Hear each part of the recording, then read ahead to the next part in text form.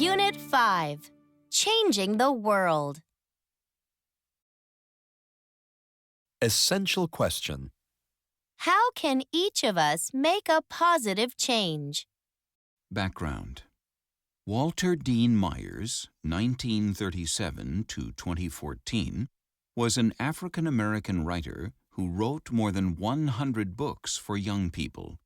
He won many awards, including several Coretta Scott King Book Awards and 2 Newbery Honors. Myers's work focuses on African-American characters who were underrepresented in children's literature. In this selection, Myers traces the causes of Brown versus Board of Education, a 1950s lawsuit to end segregation in American public schools. Segregation means separating people according to ethnicity, class, or race. During this period, African Americans had to attend separate schools from whites and faced segregation in other public places, such as restaurants and buses. The American Civil Rights Movement of the 1950s and 60s sought to end segregation through lawsuits and peaceful protests. Close reading focus.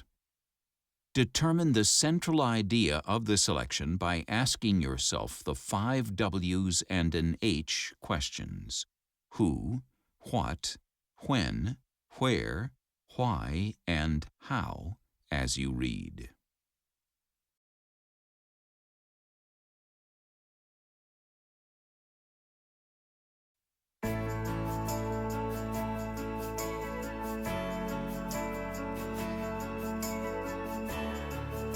Brown versus Board of Education by Walter Dean Myers.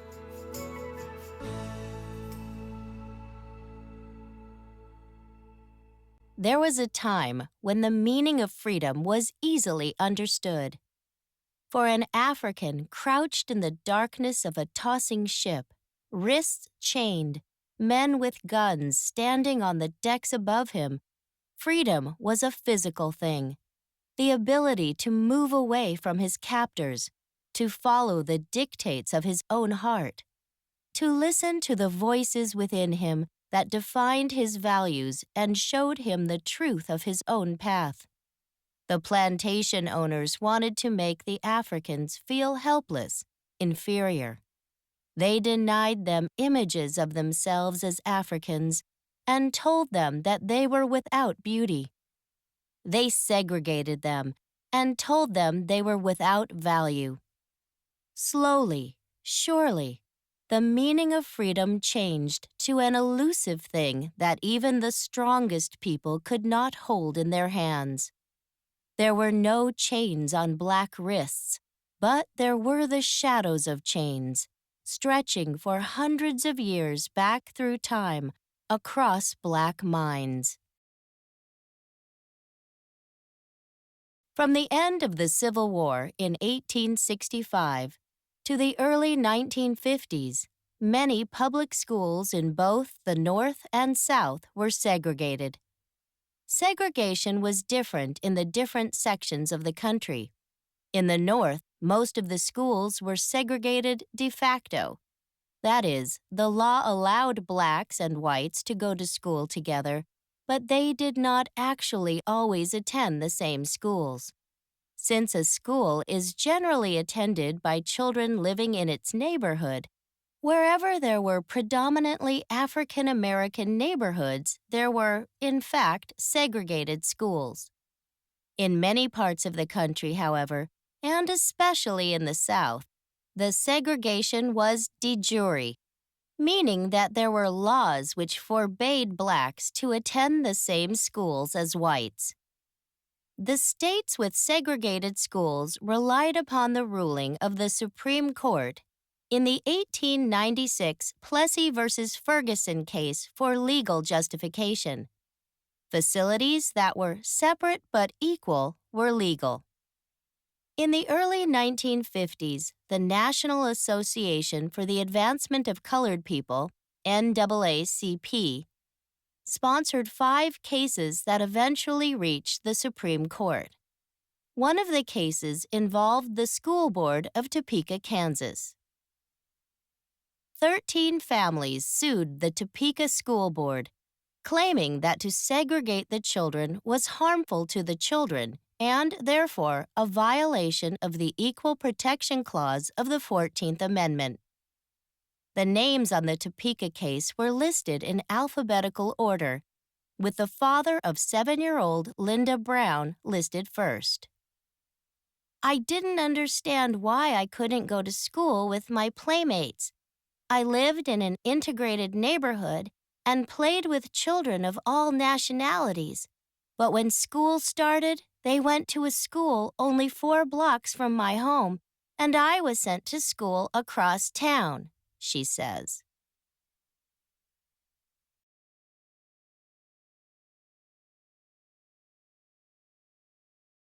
For young Linda, the case was one of convenience and of being made to feel different. But for African American parents, it had been a long, hard struggle to get a good education for their children. It was also a struggle waged by lawyers who had worked for years to overcome segregation. The head of the legal team who presented the school cases was Thurgood Marshall. The city was Baltimore, Maryland, and the year was 1921. 13-year-old Thurgood Marshall struggled to balance the packages he was carrying with one hand while he tried to get his bus fare out of his pocket with the other. It was almost Easter, and the part-time job he had would provide money for flowers for his mother. Suddenly, he felt a violent tug at his right arm that spun him around, sending his packages sprawling over the floor of the bus. "Nigger, don't you never push in front of no white lady again." An angry voice spat in his ear. Thurgood turned and threw a punch into the face of the name-caller. The man charged into Thurgood, throwing punches that mostly missed, and tried to wrestle the slim boy to the ground. A policeman broke up the fight, grabbing Thurgood with one huge black hand and pushing him against the side of the bus. Within minutes, they were in the local courthouse. Thurgood was not the first of his family to get into a good fight. His father's father had joined the Union Army during the Civil War, taking the names Thorogood to add to the one name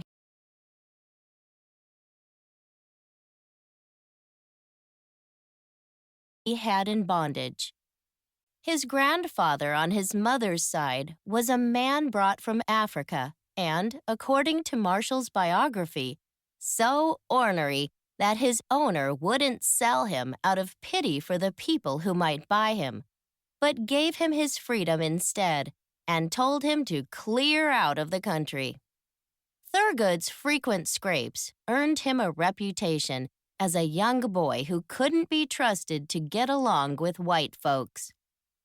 His father, Will Marshall, was a steward at the Gibson Island Yacht Club near Baltimore, and his mother, Norma, taught in a segregated school.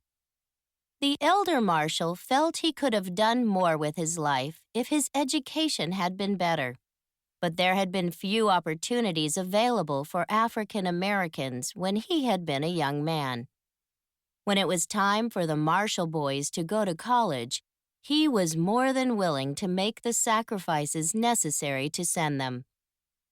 Young people of color from all over the world came to the United States to study at Lincoln University, a predominantly black institution in southeastern Pennsylvania. Here, Marshall majored in pre-dentistry, which he found boring, and joined the debating club, which he found interesting. By the time he was graduated at the age of 21, he had decided to give up dentistry for the law. 3 years later, he was graduated, first in his class, from Howard University Law School. At Howard, there was a law professor, Charles Hamilton Houston, who would affect the lives of many African American lawyers and who would influence the legal aspects of the civil rights movement. Houston was a great teacher, one who demanded that his students be not just good lawyers, but great lawyers. If they were going to help their people, and for Houston the only reason for African Americans to become lawyers was to do just that, they would have to have absolute understanding of the law and be diligent in the preparation of their cases. At the time, Houston was an attorney for the NAACP and fought against discrimination in housing and in jobs.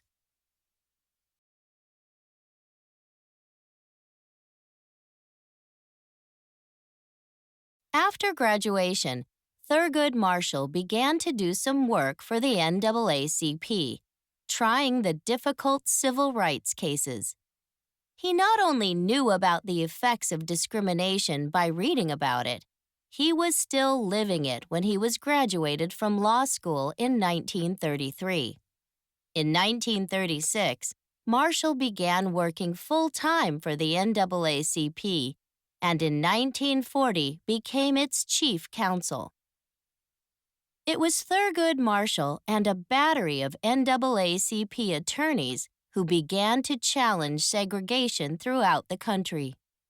These men and women were warriors in the cause of freedom for African Americans, taking their battles into courtrooms across the country. They understood the process of American justice and the power of the Constitution. In Brown v. Board of Education, Topeka, Marshall argued that segregation was a violation of the 14th Amendment, that even if the facilities and all other tangibles were equal, which was the heart of the case in Plessy v. Ferguson, a violation still existed. There were intangible factors, he argued, that made the education unequal. Everyone involved understood the significance of the case, that it was much more than whether black children could go to school with white children. If segregation in the schools was declared unconstitutional, then all segregation in public places could be declared unconstitutional. Southerners who argued against ending school segregation were caught up, as then Congressman Brooks Hayes of Arkansas put it, in a lifetime of adventures in that gap between law and custom. The law was one thing, but most Southern whites felt just as strongly about their customs as they did the law. Dr. Kenneth B. Clark, an African American psychologist, testified for the NAACP. He presented clear evidence that the effect of segregation was harmful to African American children. Describing studies conducted by black and white psychologists over a 20-year period, he showed that black children felt inferior to white children. In a particularly dramatic study that he had supervised, 4 dolls, 2 white and 2 black, were presented to African American children. From the responses of the children to the dolls, identical in every way except color, it was clear that the children were rejecting the black dolls. African American children did not just feel separated from white children, they felt that the separation was based on their inferiority. Dr. Clark understood fully the principles and ideas of those people who had held Africans in bondage and had tried to make slaves of captives. By isolating people of African descent, by barring them from certain actions or places, they could make them feel inferior. The social scientists who testified at Brown v. Board of Education showed that children who felt inferior also performed poorly. The Justice Department argued that racial segregation was objectionable to the Eisenhower administration and hurt our relationships with other nations. On May 17, 1954, after deliberating for nearly a year and a half, the Supreme Court made its ruling. The court stated that it could not use the intentions of 1868, when the 14th Amendment was passed, as a guide to its ruling, or even those of 1896, when the decision in Plessy v. Ferguson was handed down. Chief Justice Earl Warren wrote, We must consider public education in the light of its full development and its present place in American life throughout the nation. We must look instead to the effect of segregation itself on public education. The court went on to say that modern authority supported the idea that segregation deprived African Americans of equal opportunity. Modern authority referred to Dr. Kenneth B. Clark and the weight of evidence that he and the other social scientists had presented. The High Court's decision in Brown v. Board of Education signaled an important change in the struggle for civil rights. It signaled clearly that the legal prohibitions that oppressed African Americans would have to fall. Equally important was the idea that the nature of the fight for equality would change. Ibrahima, Cinque, Nat Turner, and George Latimer had struggled for freedom by fighting against their captors or fleeing from them. The 54th had fought for African freedom on the battlefields of the Civil War. Ida B. Wells had fought for equality with her pen. Lewis H. Latimer and Meta Vo Warwick had tried to earn equality with their work. In Brown v. Board of Education, Thurgood Marshall, Kenneth B. Clark, and the lawyers and social scientists, both black and white, who helped them had won for African Americans a victory that would bring them closer to full equality than they had ever been in North America. There would still be legal battles to be won, but the major struggle would be in the hearts and minds of people and in that gap between law and custom. In 1967, Thurgood Marshall was appointed by President Lyndon B. Johnson as an Associate Justice of the U.S. Supreme Court. He retired in 1991. I didn't think of my father or the other parents as being heroic at the time, Linda Brown says. I was only 7. But as I grew older and realized how far-reaching the case was and how it changed the complexion of the history of this country, I was just thrilled that my father and the others here in Topeka were involved. Discuss. What long-term changes in society came from the ruling in Brown v. Board of Education? Discuss your responses with a small group of classmates.